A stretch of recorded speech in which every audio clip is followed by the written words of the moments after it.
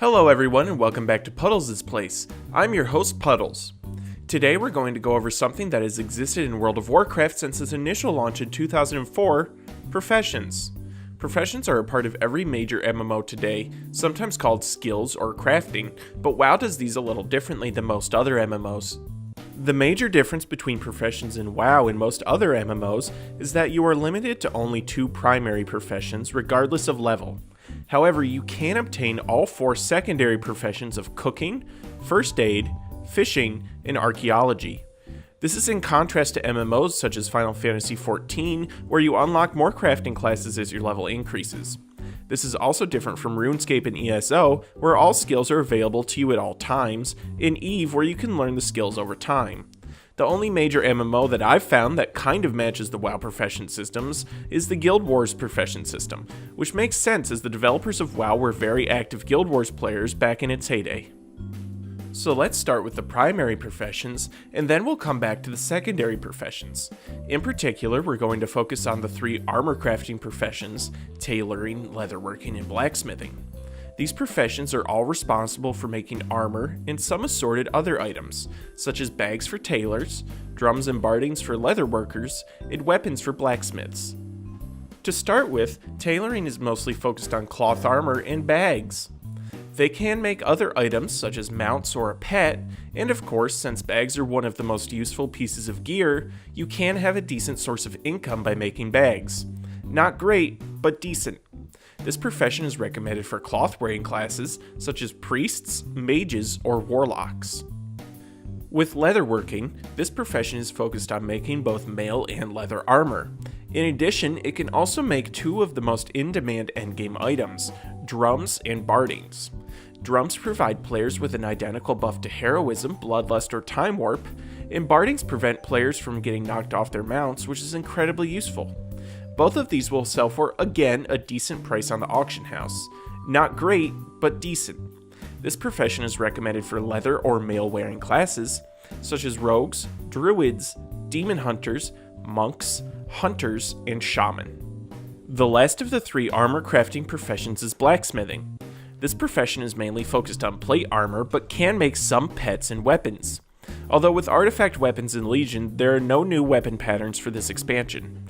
There are very few extra items that this profession can make that will easily sell in the auction house for now.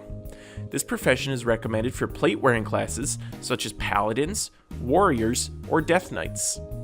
These 3 armor crafting professions can also make 1 legendary item per armor type.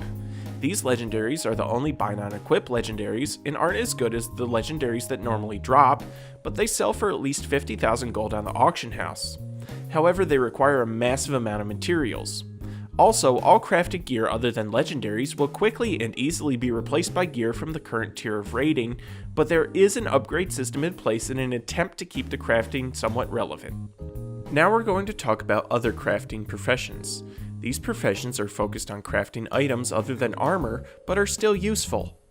With the engineering skill, players can create items from an exploding sheep to an automatic hammer that will repair your gear. Engineering is a fun profession, but it is also a grueling one, as engineering requires a lot of materials from a lot of different gathering professions. There are a few items from the engineering profession that will make you quite a bit of gold though. Inscriptionists have been changing with almost every expansion since they were first announced in Wrath of the Lich King. They have always been focused on creating glyphs to change the way a spell works, but the mechanic behind changing the spell has changed with almost every single expansion. At first it would work as mini enchants, then it was a secondary talent tree, and now it's solely for cosmetic purposes. Some glyphs will still sell on the auction house for quite a bit of money, however the demand for these glyphs isn't that great, so you may be holding on to them for a bit until they sell. Alchemy has been, and still is, one of the most useful crafting professions since the game first started. As the name implies, alchemy will let you create potions that will help people in fights, from basic mana and health potions to flasks that provide the players with a sizable buff specific to their spec. There are also a few cosmetic potions, but they almost always provide some sort of buff. On top of all of this, alchemists can also transmute items. The only drawback to alchemy is that, because it's so in demand and so profitable, the cost of the materials is also high. Enchanting is also a very useful profession and almost rivals the demand of alchemy.